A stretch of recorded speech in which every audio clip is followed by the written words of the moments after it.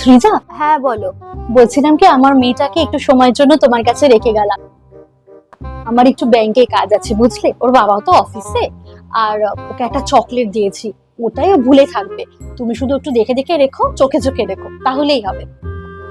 তুমি একদম টেনশন করো না, আমি ওকে দেখে রাখবো। আর শোনো, কোনো দুষ্টুমি করবে না কিন্তু, আমি যেন কোনো কমপ্লেন না শুনি, ঠিক আছে? গুড গার্ল হয়ে থাকবে। ঠিক আছে মা। আসছি আমি, হ্যাঁ। আচ্ছা। ও দিদি দিদি, আমাকে চকলেটটা খুলে দাও না। চকলেট? ঠিক আছে, খুলে দিচ্ছি।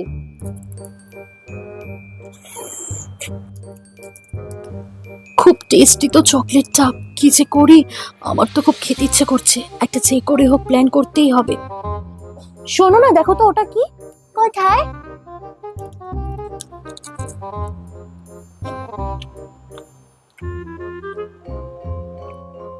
কই কিছু নেই তো। আরে আমার না চোখে কিছু তো ঢুকেছে, দাঁড়াও। তাড়াতাড়ি করে খেতেও পারছি না। কি হলো চোখে? উফ, ও একটা কোশ্চেন করছে, আমি খেতেও পারছি না। চোখ ঠিক হয়েছে দিদি? হ্যাঁ হ্যাঁ হ্যাঁ, ঠিক হয়ে গেছে। এই নাও।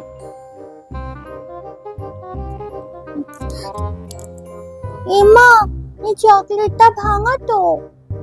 এমা, চকলেটটা ভাঙা? তাই তো, বুঝতে পেরেছি। এটা নিশ্চয়ই বুজির কাণ্ড। তুমি একটু আগে দুষ্টুমি করছিলে না?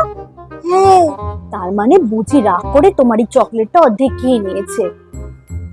ও একটা কাজ করছি, এই চকলেটটাই তোমাকে দোকান থেকে আবার এনে দিচ্ছি, কিন্তু তোমাকে একটা জিনিস প্রমিস করতে হবে।